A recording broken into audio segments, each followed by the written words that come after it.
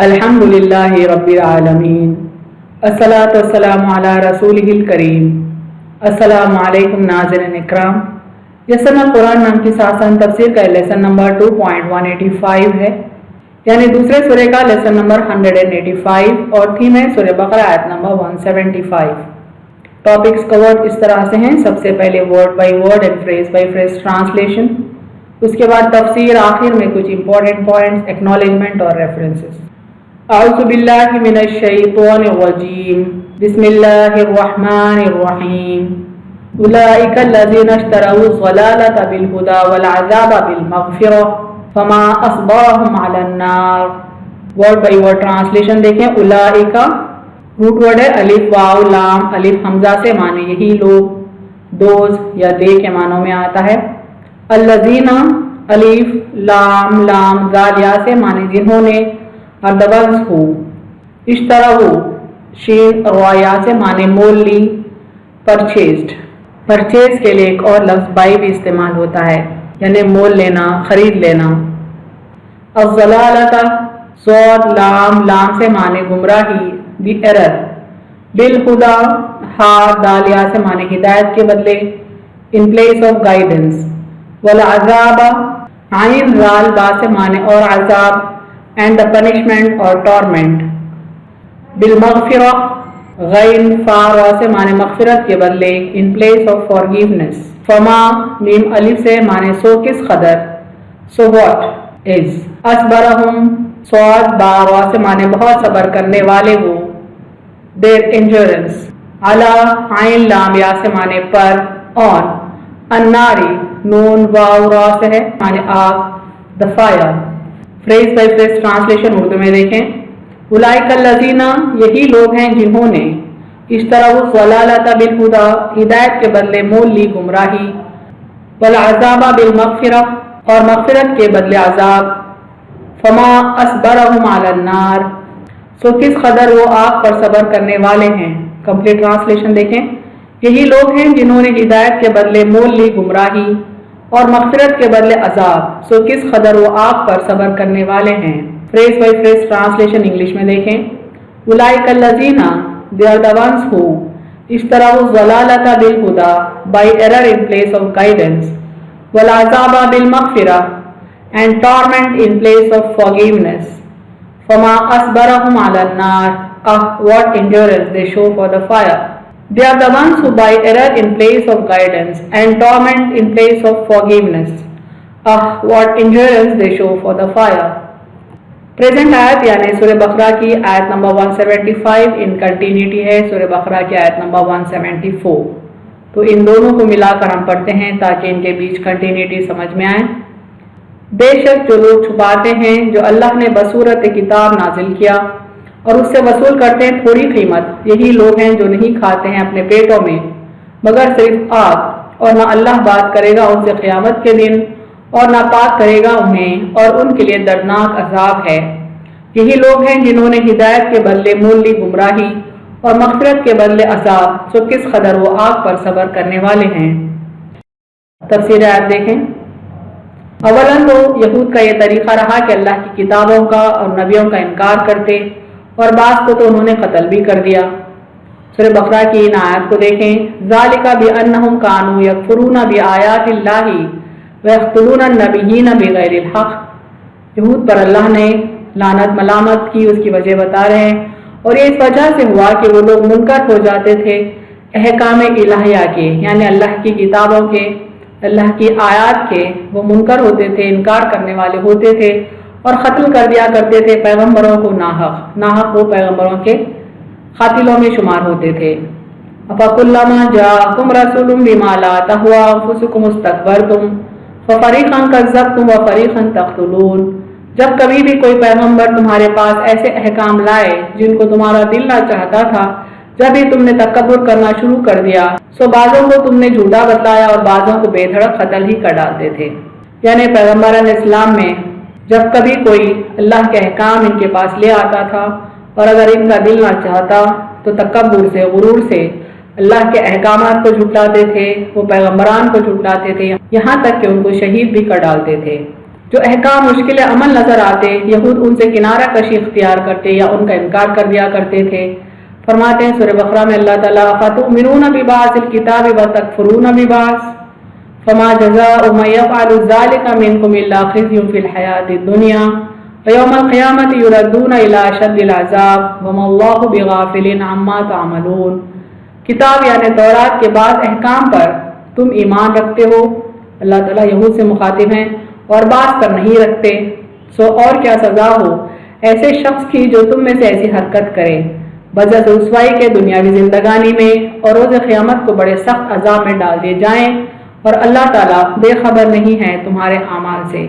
یعنی اللہ کی کتابوں میں سے چند باتوں پر ایمان لانا اور چند باتوں پر انکار کرنا دراصل یہود کے لیے دنیاوی زندگی میں بھی رسوائی کا سبب بنے گی اور قیامت کے دن ان کو سخت عذاب ہوگا۔ اللہ کی کتابوں میں کچھ ایمان لانا اور کچھ ایمان نہ لانا، ان کا یہ رویہ جس کے سبب نتیجتاً شراب، سود، خنزیر وغیرہ کو انہوں نے حلال کر لیا۔ دوم وہ اگر ظاہری طور پر ایمان بھی لا لیں تو اللہ کے کلام کے بدلے کچھ پیسہ کمانے کی کوشش کرتے تھے۔ فرماتے اللہ تعالیٰ وَلَا تَشْتَرُوا بِآيَاتِ ثَمَنًا قَلِيلًا وَإِيَّايَ فَاتَّقُونِ، اور مت بنو تم سب میں پہلے انکار کرنے والے، اور مت لو بمقابلہ میرے احکام کے معاوضہ حقیر کو، اور خاص مجھی سے پورے طور پر ڈرو۔ اس سے پتہ چلتا ہے کہ وہ اللہ کے کلام کا انکار کرنے والوں میں اولین ہوتے تھے، اور پھر تھوڑا بہت معاوضہ لے کر دنیاوی فائدے کے لیے ان آیات کو بیچ دیتے تھے یا تبدیل کر دیتے تھے۔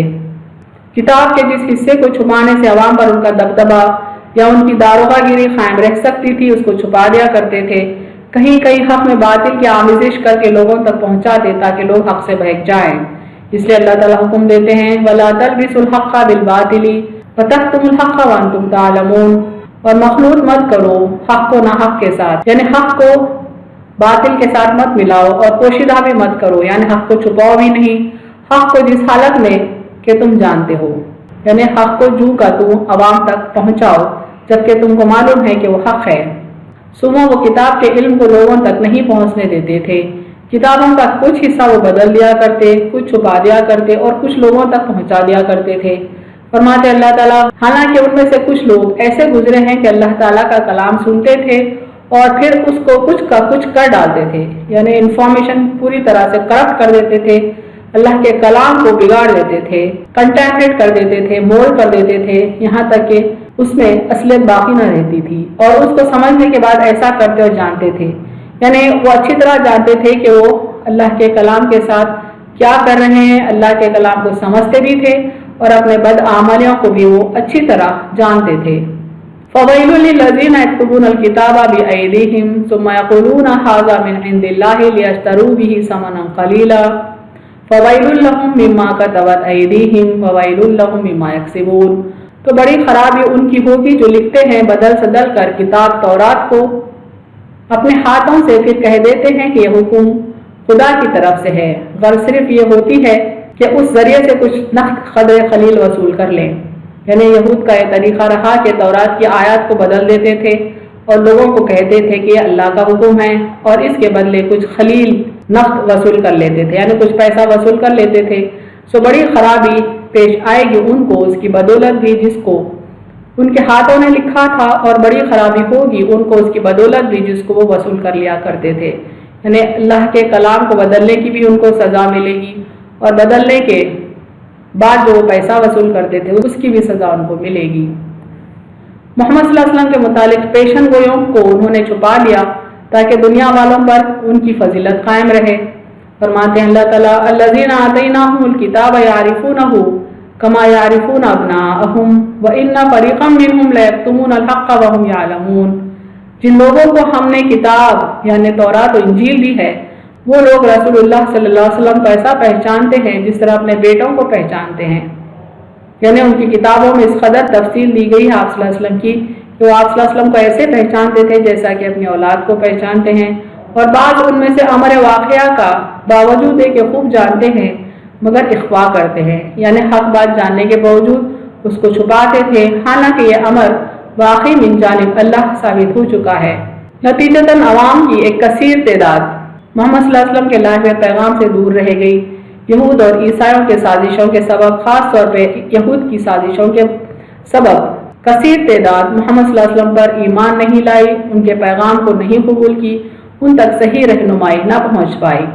اللہ تعالیٰ یہود کی جہالت اور بے ایمانی بار بار بیان فرماتا ہے کہ یہ لوگ احکام خدا کو بھی جانتے بوجھتے چھپاتے ہیں، اور یہ بھی جانتے ہیں کہ ان کے چھپانے کا انجام دنیا میں ذلت اور ضلالت اور جہنم ہے آخرت میں۔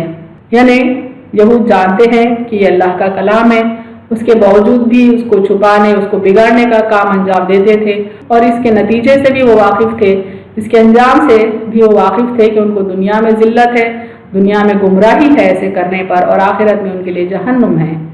اس علم کے باوجود یہ لوگ آتش جہنم میں جانے کے لیے آمادہ ہیں، جو مقام تعجب ہے۔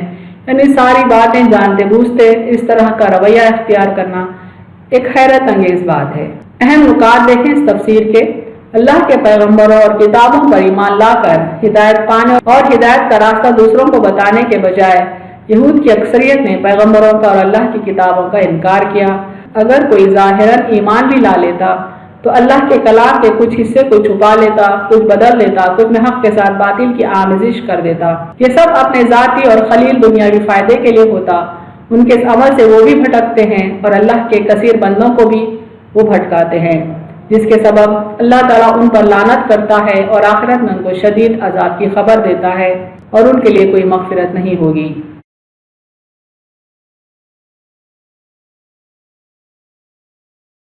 وآخر دعوانا ان الحمد للہ رب العالمین۔